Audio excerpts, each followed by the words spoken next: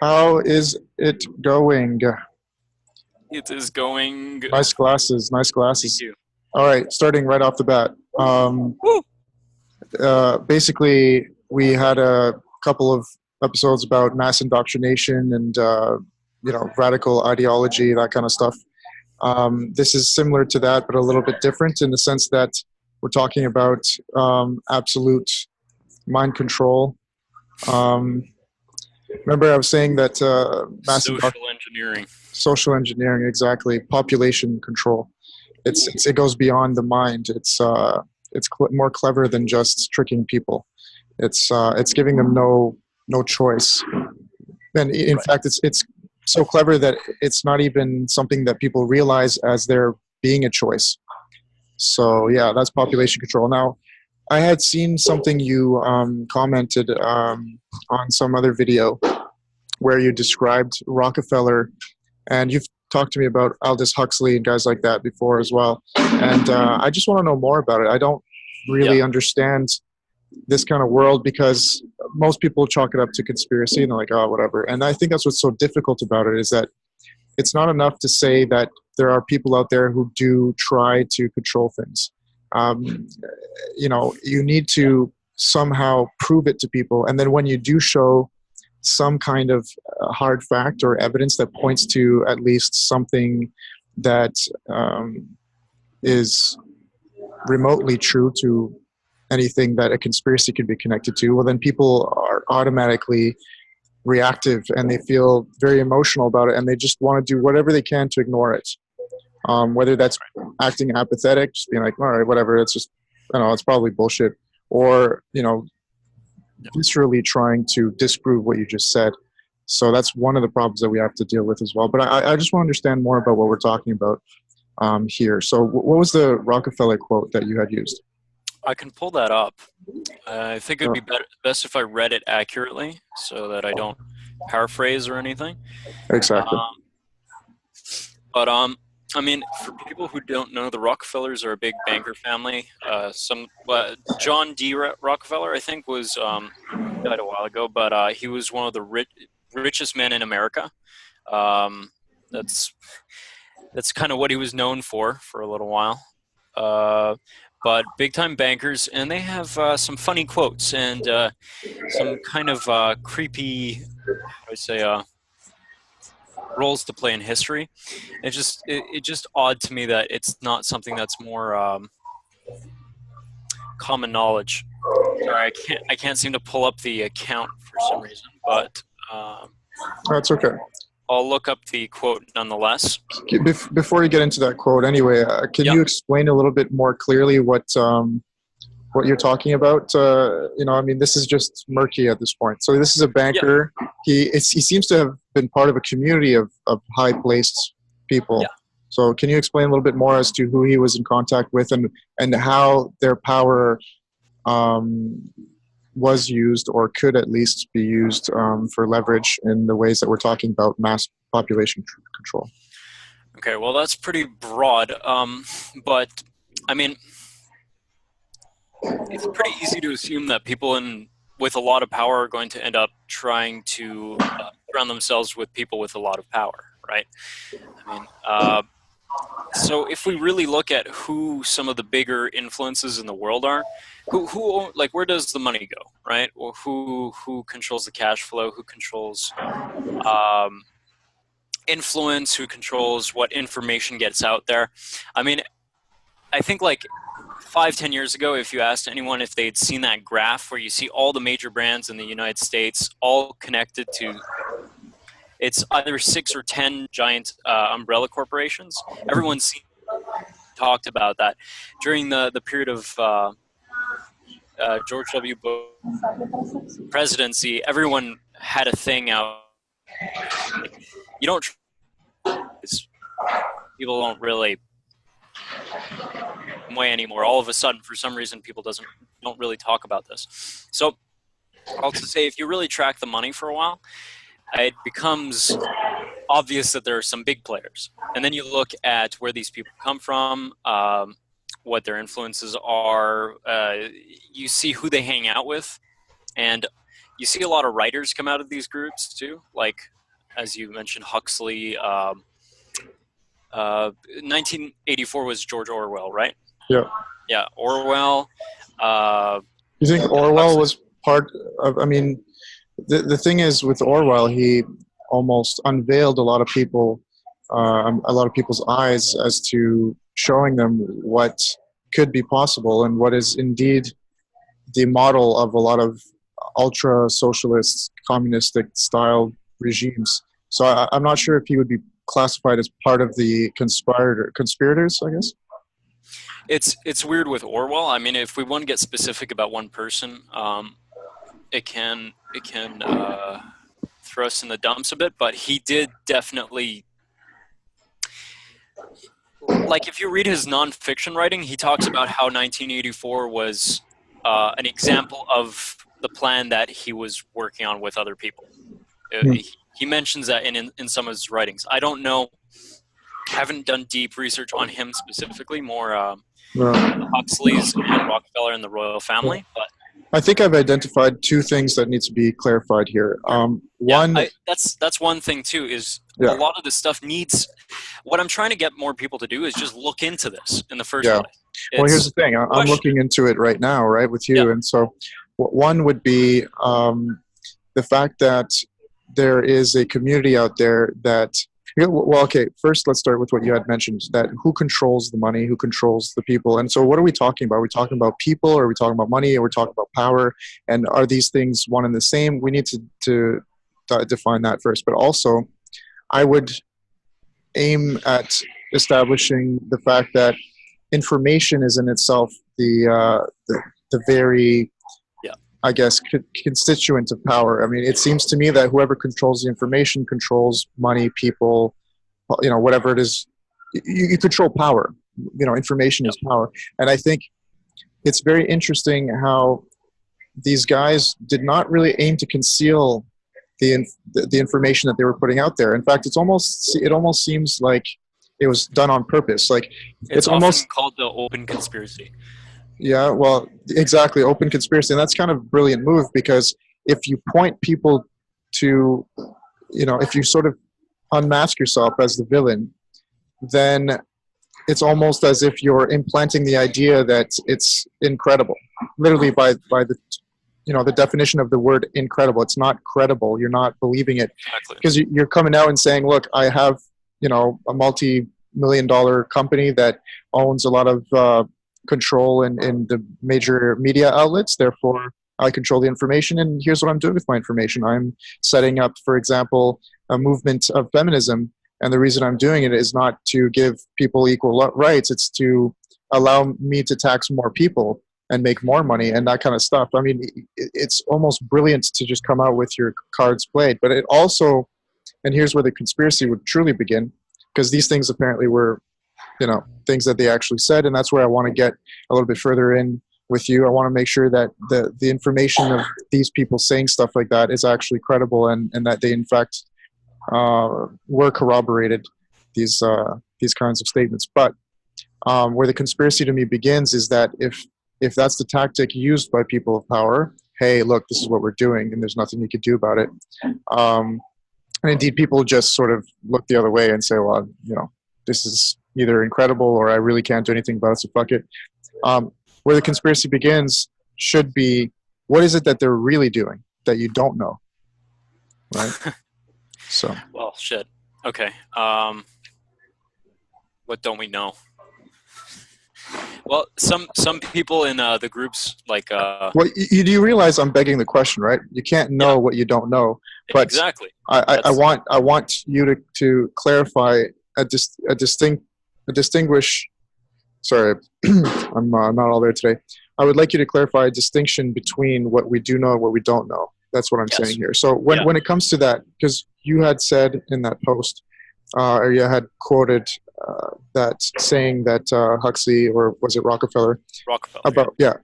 about feminism and how he supported it not to give equal rights, that kind of stuff. Can you Right. clarify that and show us as to why that's a credible statement? Well, okay, I'll just read it out. So this is Nick Rockefeller, not John D, but I think one of his sons, talking to Aaron Russo. He says, "We, the Rockefeller Foundation, supported and funded the women's liberation movement. Why do you think we did it? There were two primary reasons for it. One was one was that before women's right to work, we could only tax half the population. The other was so that with women going out to work, it would break up families. Women would have to spend all day at work away from the family. The children would begin to see the state and teachers as their family, and this would make it easier to indoctrinate and control them." So that's a pretty loaded quote. It's pretty fucking freaky. But look, what I'm saying is not necessarily that this is true. No, but where But was this quote? Where'd you get it, and why do you think? I looked at a few different websites, and there's a bunch of forums that I've noticed where people they bring up Rockefeller quotes actually, and they ask, "Is this legitimate or not?" And other people back it up with either historical references and stuff like that. So I did a bit of research. It could still be fake, but as far as I can tell from the internet, it is legitimate. That's something we should do in hindsight. Is really after this video, Yeah, put up some links and really try to take it as far as we can when it comes to proof. If it's still not absolutely. proven beyond, if it's not proven to the state of certainty, then I still think this is a conversation that's worthy of having, because it's clear to me that a lot of the things we used to think were conspiracy are now something that's more than just common knowledge. In fact, we live by the very notions that we used to think were just sort of far off, untrue notions of conspiracy. Like, for example, the internet. You know what I mean? One system of control worldwide, some kind of globalization thing. And now it's common knowledge. Globalization is a necessity. It's just the way of the world. You know, that's how humanity functions. If you want to, survive and thrive as a species, you need to be interconnected in some way, shape, or form. And we need a world government to regulate the world economy, which we have in the last 100 years really, strived to create. So globalization isn't a conspiracy anymore. It's just brute fact. Whereas we used to think, oh, that's impossible. There's no way that anybody's working towards doing that. And it's like, well, yeah, everybody's working towards that. The difference is that's exactly what's happening on every facet of exactly. life. So I don't want to popularize conspiracy theories. What I want to do is separate conspiracy from truth, and a lot of truth does still lie in the shadows of that word conspiracy. It's like, I just want to clarify these things and say, look, sure, conspiracy quacks are crazy. They're just, bonkers to some degree. They're not really being practical on a level, but they do own some sort of truth that we need to take very, very fucking seriously. Yeah, it's just as an example.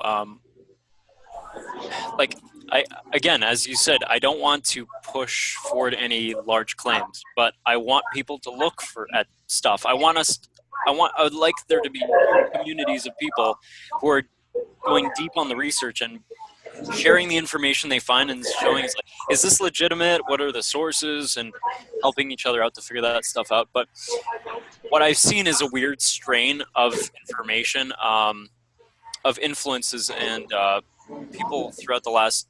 Sorry, you have a lot of noise on your end, so it. Sorry about that. No worries. Just so you know.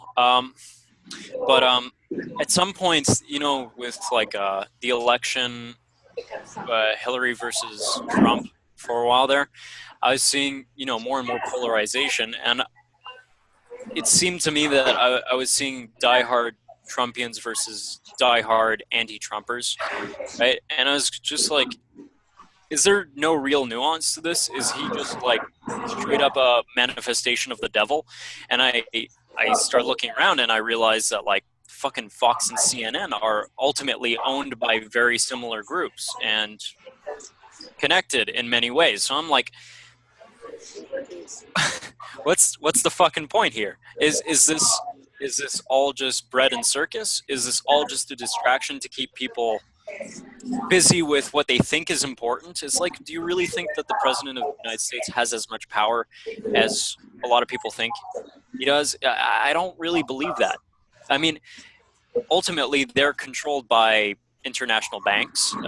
Where the money goes, the military industrial complex, Federal Reserve, like they don't have all the power in the world. There are Sure. other people, and there's no information about these people on day-to-day media. We don't hear about what these people do. Who's investing in which politician, for example, even Yeah, at that and level, there's right? another knot that we have to untangle, right? And it's that people see and think about situations like this as being just a conspiracy because they, unless someone can point to one person or one organization, then Right. it's That's then the really hard part. Yeah. exactly. But here's the thing: I don't think it should be hard because I think that's looking in the wrong place. It's not an individual. It's not one corporation. It's a collection, right? I mean, yes, maybe in the future it will become ultimately just one group because that's the way things seem to be headed, and that's hard statistical facts proving my Yeah. statement there. We know for a fact that the top 1% of the population owns the however majority percentage of the bottom Right. of That's the world's common wealth. knowledge. That's common knowledge, exactly. So that's just proof that obviously there are things that can be identified as the cause of what we see as conspiracy, which is control of the entire planet. But this isn't conspiracy anymore, and we know it. And yet, because we've been so passive and complacent as to conspiracies in the past, we don't. I'm going to use Sam Harris's term here, but we don't muster the appropriate reaction when it comes to the fact that, hey, look, this is real now. But we just can't muster up that appropriate reaction to dealing with it because it's something that seems already lost. And you know what? It's like, I think people are making that decision. They're saying, oh, it's already a lost cause. But, Exactly. you could have said the same thing right before the French Revolution, right? It seemed to be a lost cause. I mean, everybody was just being raped in the ass day to day. And you had like, a handful of people just benefiting from the work of most of the entire fucking population. And yet everybody was like, was able to overturn it. So, It um, gets hard now when, like, if you're extremely rich, you can hide out in some secret base and get protected by drones. But yeah, but you see, like, I'm gonna sort I of know that's an imaginary no, it's not situation. imaginary. But It's I not mean, it could imaginary. be real. I'm just saying No, I no, don't know. go to Hollywood, dude. I went Yeah. to Beverly Hills, and this place you can't even drive through. In almost, you've got like if you park on the side of the road, you got a fucking security guard or a cop that'll say, "What are you doing in this neighborhood?" Right? There's all these kinds of gated communities. We see it. It's straight up in our day to day lives. That go to Israel, go to South Africa. These places have real walls with like barbed wire, dogs, the whole bit, just to live in their own communities. A sort of like island on an island of just you know um, chaos. This is what Israel is all about, right? You go to a lot of the places where they're settling down, and it's like it's chaos. You see rockets overhead and all that kind of shit. Yet they're living in their swimming pools. That's sort of in the shadows of their own walls that they've built around themselves. So this shit is real. People who have money do end up I guess clumping together and isolating themselves. The issue is that the isolation is in large part not really that physical. We see it manifesting its way in physical ways, right? People living in gated communities, but Yeah. The mostly, physicality comes afterwards. yeah, it comes afterwards. Mostly when it comes to people coming together, right, to sort of control the world. I'm doing air quotes there. Um, well, it dissolves national boundaries. It dissolves everything. This is why you see guys like Trump, in cahoots with Putin. I mean, we can very clearly see that Putin is an oligarchical sort of figure. He doesn't care about the politics of it. He's just doing what he can so that him and his rich buddies can preserve their wealth and all this kind of shit.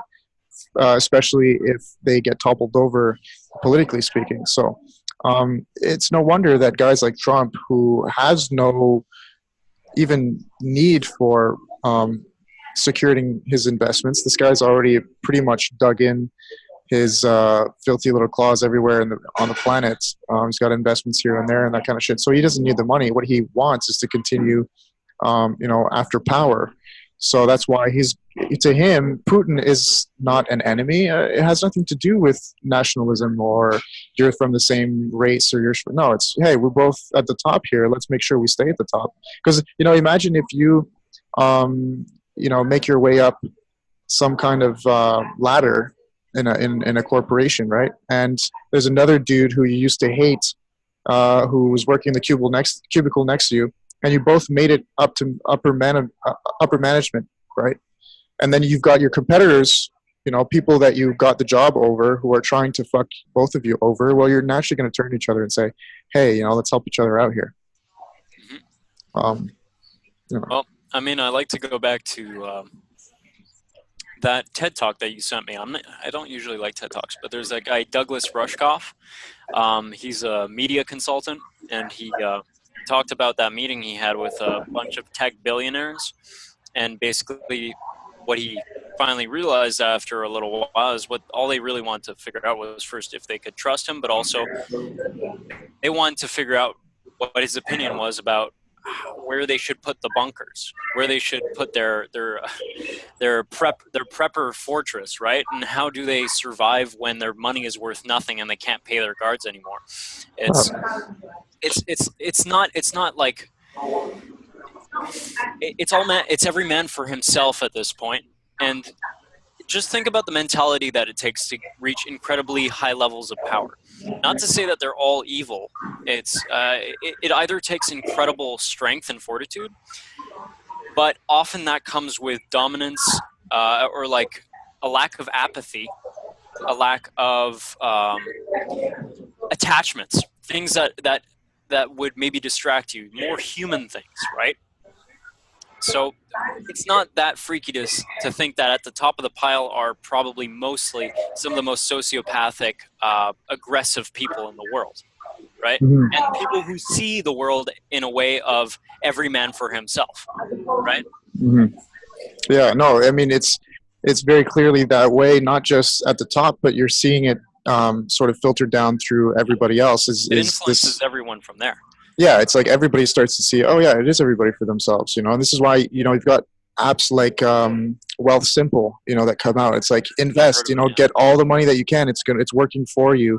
That's a very everybody for themselves kind of mentality, right? You try to get all the money and resources that you can for self-preservation, which is, again, just programmed into our evolution. But what made us human beings and what allowed us to, it's a balance. It's a balance. Exactly. You need some of that. You need some, you need a little bit of both, yeah. But what made us a community is ultimately our cooperation and our understanding that if my neighbor has something, then he has something to share with me.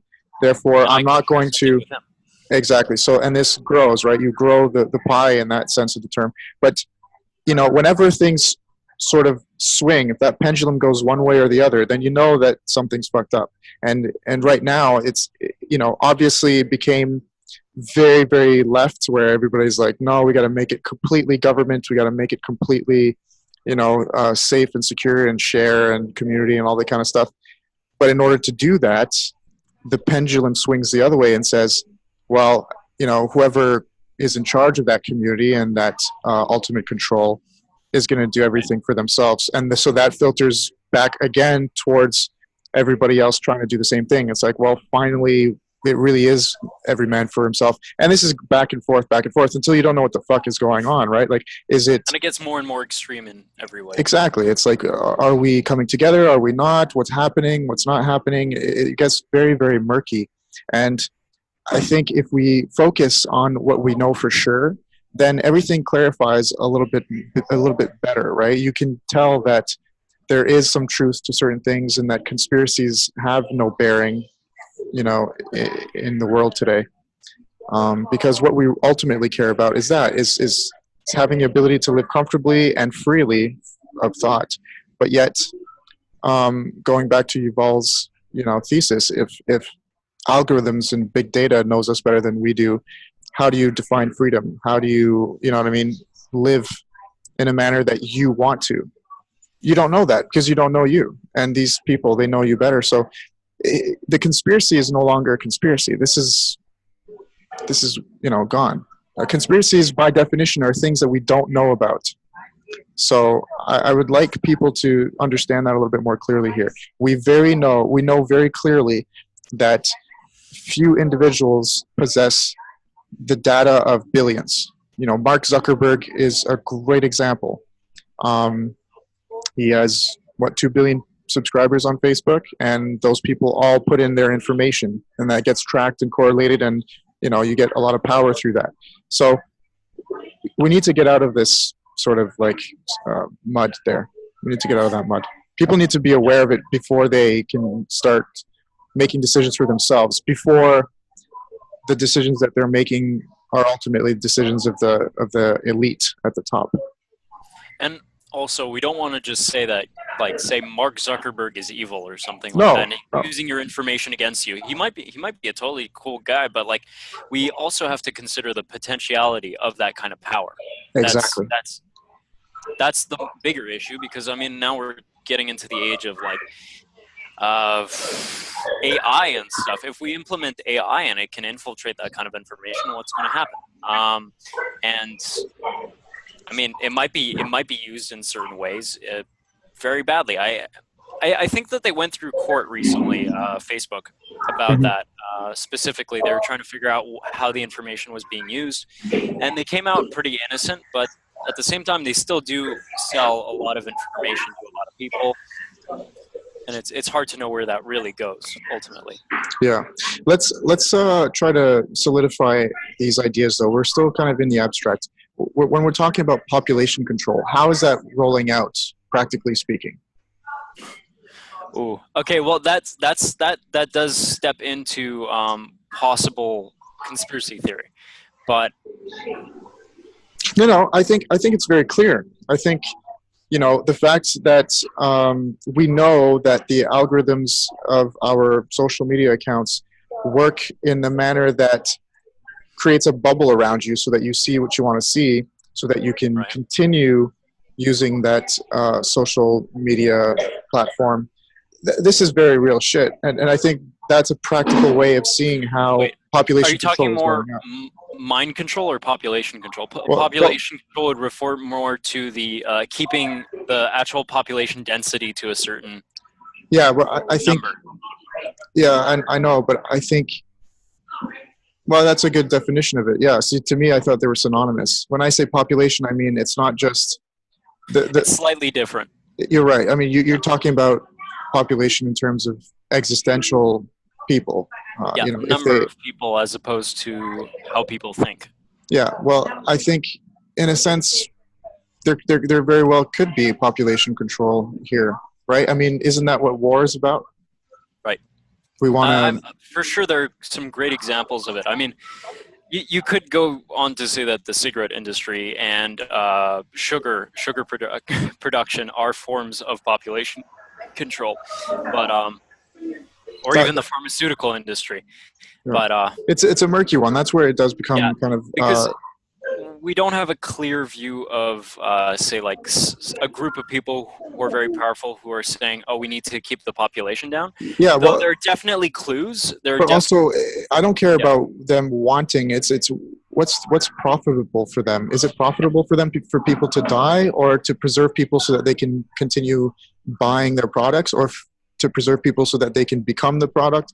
Whatever it is, which one is more likely? Which is more profitable? It seems like you can make a profit any which way of those options, and indeed that's what history well, shows us, is that people have been making money off the deaths of people. People have been making money off of people as consumers and as the product. So, which one is it today? That's what I want to find out.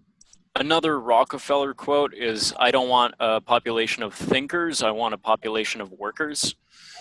Um, Exactly. so, and there are claims that, say, the pharmaceutical industry and the mainstream allopathic medicine industry, it is trying, and the agricultural industry, all of these guys, because, I mean, Bayer Pharmaceutical owns Monsanto, by the way, just saying, that they try to keep us at a certain level of health. where we're not dead, but we're not doing so well either. So we keep paying. Yeah. Alive, just alive enough so as to be able to continue buying more medication. Yeah, and be able to work in front of a computer and process information until you're not needed anymore. Yeah, they're maximizing the time with the correlation of your health just to really profit as much as possible before you keel over. Yeah. And I do want to say that there are some legitimate scripture or I guess information about, like, for example, the Club of Rome, which is a group made by started by the royal family that is pretty prevalent, contained Huxley, those kinds of guys, some major influencers. They had a document that is big in the conspiracy world because it's actually one of the only things that it's not really conspiracy theory, it's actual conspiracy. You can see in plain day. It was connected with the UN, and it was talking about in like the 20s how we need to keep the human population down to about 500,000, which is really low. Yeah, well, yeah. And there was also some experiments done. I think it was by one of the cousins of Huxley. He has a lot of family in the military and around the royal family, and some scientists too. But they did this stupid fucking experiment where they put an apple core in a jar with some flies and observed it, and they saw eventually that flies ate the apple core and then died. So then from that, they surmised that overpopulation would destroy the planet and we were doomed. But that sounds pretty. Yeah, that sounds kind of wacky. I know, but there's a lot of examples in Huxley's work of references to that kind of science. Really, really shitty science. Oh yeah, but also it's just use logic, dude. I mean, obviously, if there's no more resources, there's no more people. You don't need to do some kind of weird. Well, yeah, but also the planet works very differently than an apple core in a jar. No, but I mean, look, it can work. Of course, it works differently. That's, I think, also obvious. But the point is, it's also obvious that resources can be limited, and in fact are limited. The planet is the planet. It doesn't keep on growing the more that humans grow. That's just logic. So I don't know. I think that's where conspiracy theory does get kind of wacky, is that kind of stuff. I don't believe these stories necessarily occurred, but it does offer an interesting insight as to. I'm not saying that's what I'm saying. I'm not saying that this immediately refers to the idea that there's a powerful class of people who are trying to kill half the population. I'm just saying that there are clues, and I understand why some conspiracy theorists, right? Why some conspiracy theorists do what? Might jump on the conclusion that there are people out to kill half the population.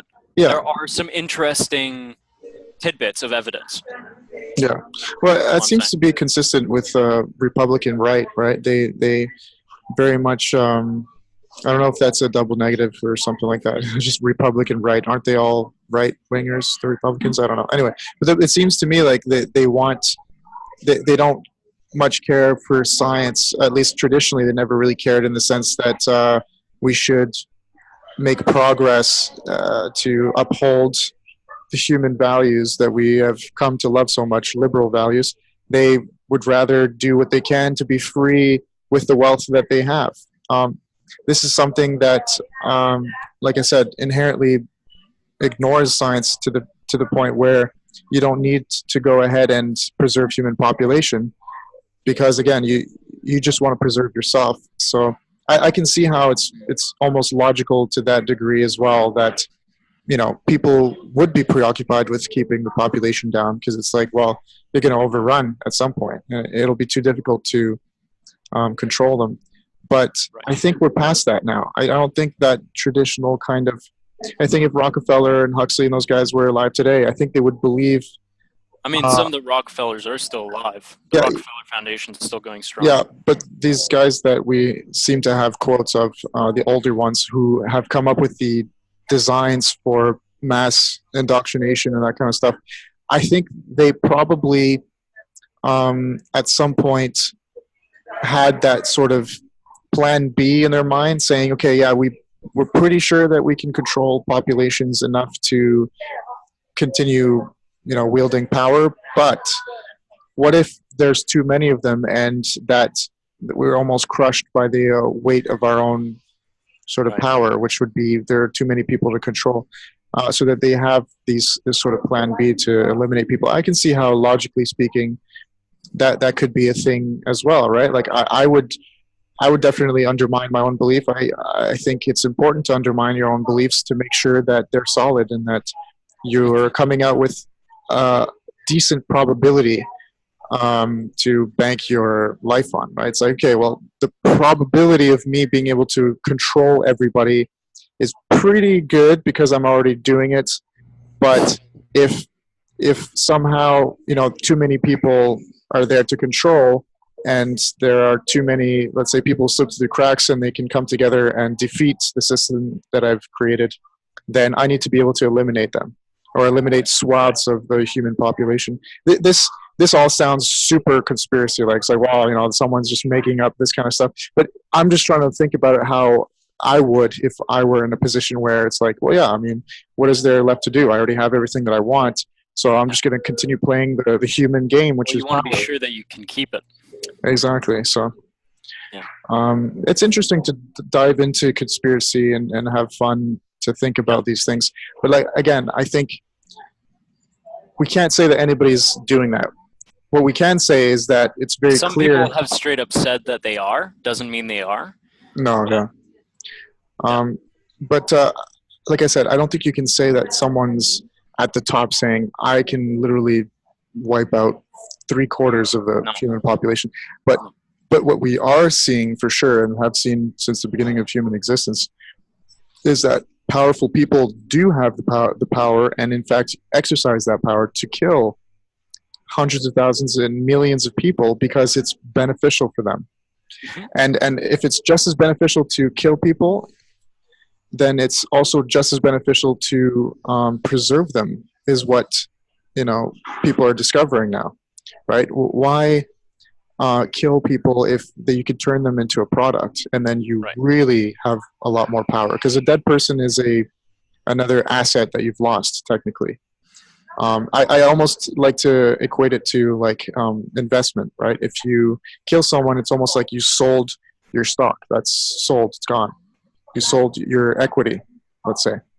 But if you keep buying, then you have the majority of the shares. You control, even the shares that you don't own because you have the majority of the shares. So, like I said, it's in people's, I guess, interest to not kill each other. And this is why we're a human race that has thrived on this planet. We've cooperated. It's just some of us are more clever, and they've hacked that sort of mechanism and said, well, look at that. We can use human cooperation so as to leverage power for the will that I deem as being, the ultimate will. So there's also the fact that, humans have studied humans for a long time. The social sciences and human experiments have been done for at least over 200 years, and it's one of the most well-funded. I mean, just look at the advertising business. mm-hmm. It's one of the most well-funded sources of research in the world. So the idea that, we can just have a revolution, it might be a little naive, because if someone's done their studies, if someone's looked this information over, then they know how to manipulate things. And if they own sources of information, major sources of information like the media, then who do we trust? And yeah, but here's the thing: tough. it's like, what you're saying is, we just got to take it to its logical conclusion. If people say all we got to do is revolt, well, here's the fucking problem: those revolutions that would indeed be organized had you wanted to revolt, well, those revolutions are in fact caused by the people who are in control. Often enough. And this is very real. We see Putin as the first big example that we have in terms of proof. We can see that, a revolution, which that was a revolution, people, massively were polarized just because, of a troll farm somewhere in Russia, bombing social media like Facebook to polarize those people. That right there is a revolution. You have one side pinned against the other. A revolution is never, the oppressed against the person who's oppressing. A revolution is something that happens between two sides. That's the simplest way and the best way to look at it.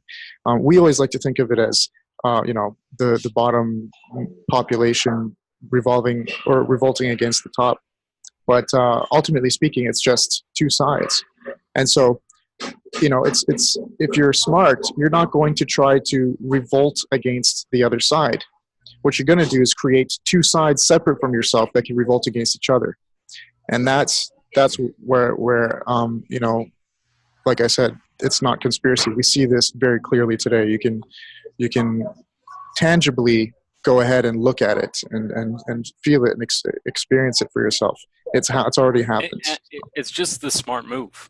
It's super smart. I mean, nobody can do anything about it, even if you know it. So you and I talking about this, maybe let's say we happen to be celebrities, right? Let's say you're Tom Hanks and I'm I don't know, Gerard Butler, and we're talking about this. Millions of people are hearing what we say right now.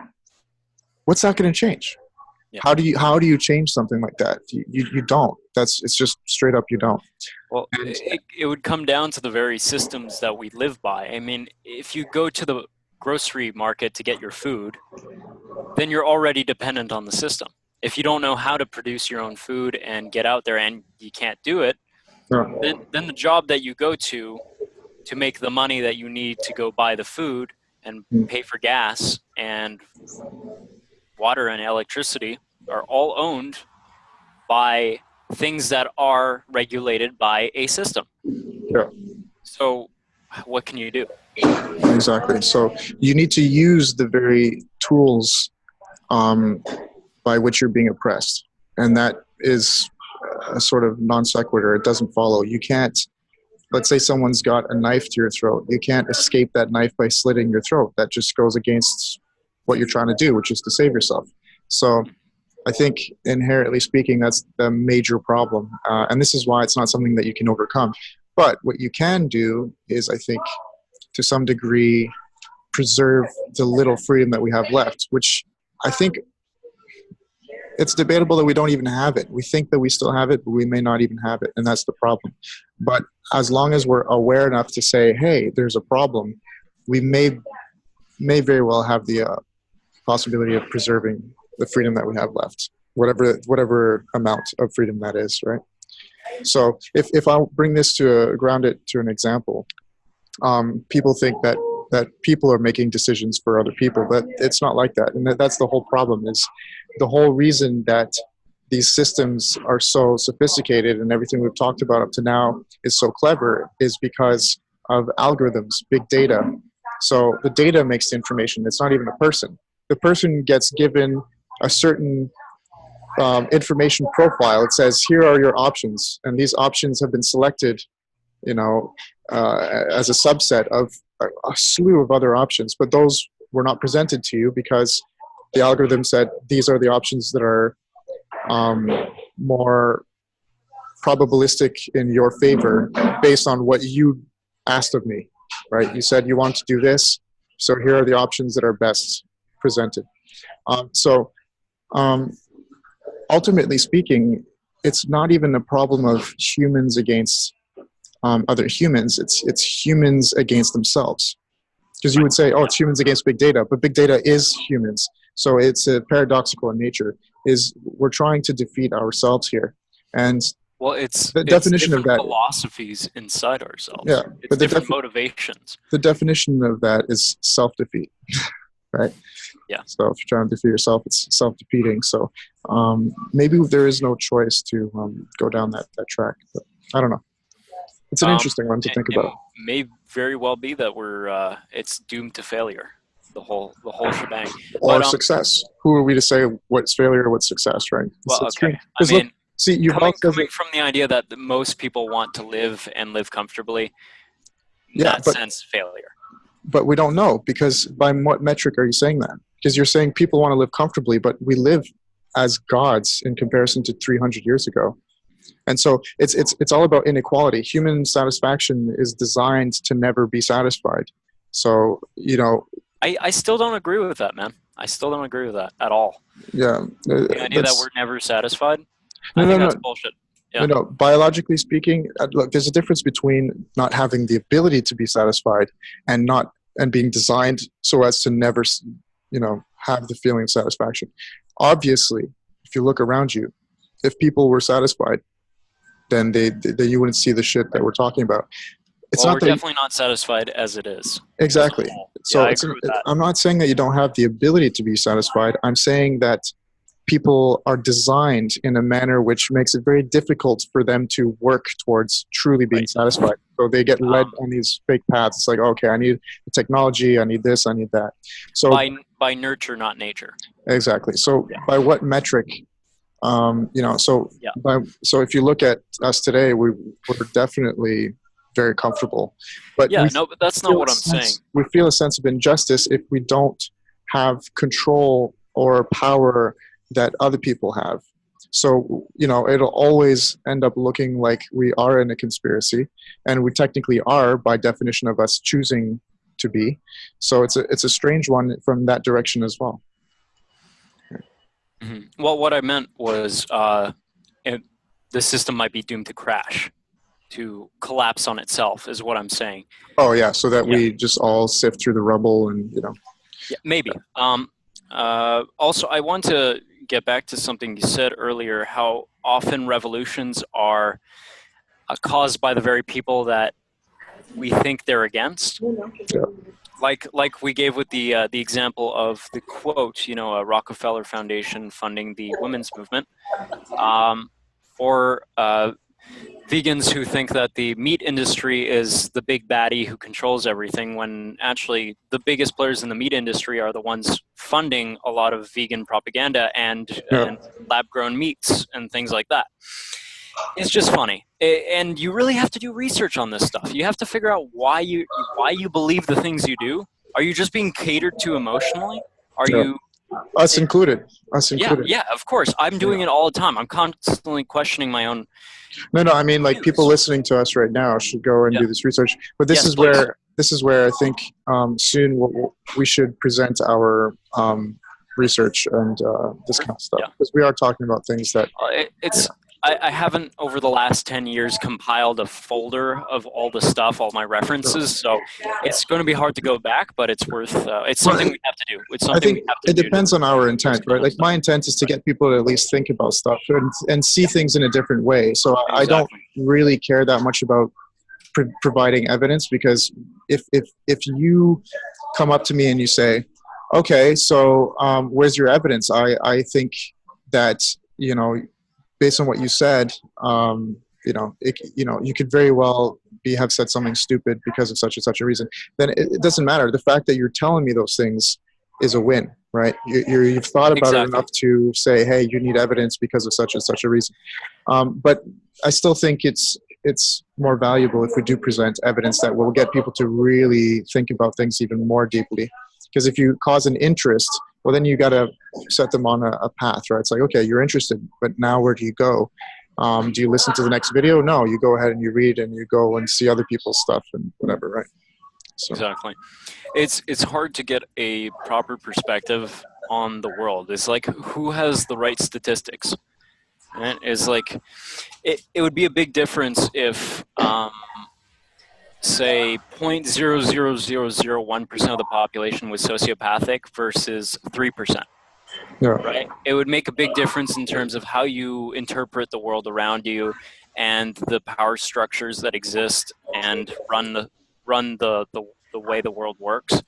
And what I'm saying is, like, I saw a certain number in my research, but who knows? Maybe someone has a source with a completely different number than I do.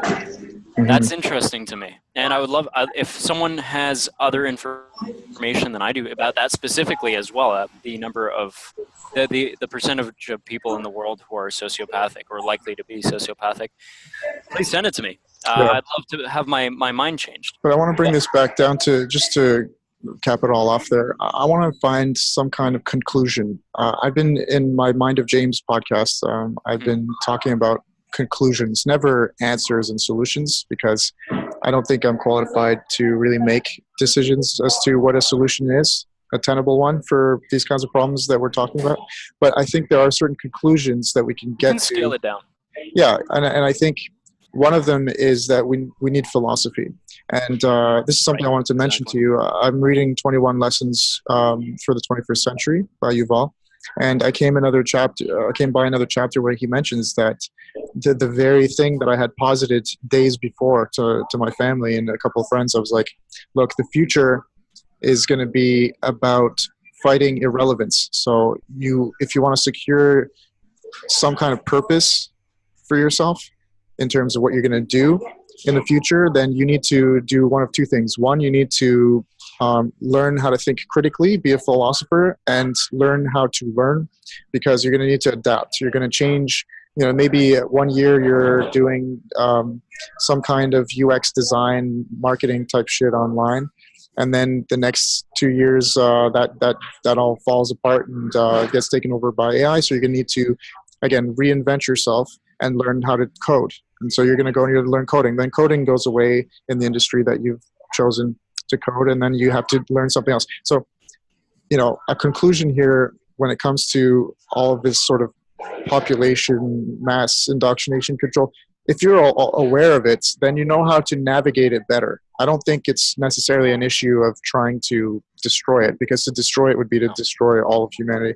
So, well, we don't have a system yet to replace it with, so exactly. Calm down, guys. Don't go and just smash your local banker in the face. Yeah, and don't necessarily go to some mountain and try to live, like a farmer off the Unless grid. you're really into it. But, yeah. Unless you're really into it, but that won't be tenable for millions of people, right? I think what we need to spread like idea for the most people is to learn how to adapt and learn how to think critically for yourself. Know how you work as much as possible. Be a philosopher. And to finish saying what I was saying about Yuval is that he mentions the very thing that I was thinking, and it's that philosophy and psychology could very well be, and education, I guess, could very well be the commodities that are necessary in the future. Because if he uses this example, he says, if, for example, you are Toyota and Ford, well, Ford needs to build a self-driving car that is going to make a decision that is in line with someone else's morality, whereas Toyota does someone else's morality. So to give you the example, he says, if a car has to choose between killing some kid or two kids on the road by swerving into a truck where it kills the driver himself or the person inside the car, most people say that the car should be programmed to swerve into the truck so that they kill the one person in the car and to save the couple of kids. But when people were asked, this is all real, by the way, real data, when people were asked if they would personally buy a car where it was programmed to save the kids in the street and kill the person on the inside, people usually said, no, I would not buy that car. So in the future, philosophers are going to be necessary, because you're going to need to figure out these scenarios and what best constitutes a morality. So some people may very well choose the company Toyota because Toyota has gone with the more moral or ethical scenario where it would kill the driver. And Ford said, well, fuck that. I think I could sell more cars because most people want to buy a car where they preserve their own lives rather than saved multiple others. So, they go ahead and sell that car. So, I think philosophy is going to be a big commodity. Morality is going to be something that's going to have to be created. I think philosophers in the future, unfortunately, are going to become people who are going to justify a lot of evil fucking shit. So exactly, you can go ahead and try to, work in that industry as a philosopher in order to preserve yourself and make money and secure a job for yourself, and go ahead and be evil by helping these corporations justify evil shit. Or you can work from within and try to study people and study scenarios where you don't necessarily have to have a situation where companies make evil decisions, right? So, but it's necessary that philosophers will become people who have value, intrinsic value this time, actual thinkers. Actual figures here. Yeah. So go ahead, and so if it's enough to say that in the future that will be part of the job market is philosophy, then regardless of if you work in it or not, it's definitely valuable for you as a person to know yourself and to try to think about these questions to really decide what you believe in and what you feel is right for you. Because the moment that you've handed off all the decisions to the big data algorithms and all that kind of stuff, you've lost yourself.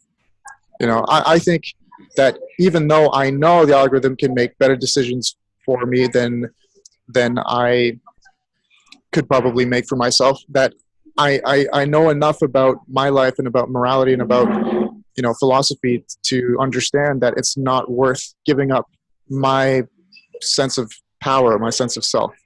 Mm-hmm. Right. Yeah. What's the point of living at that point? Well, yeah.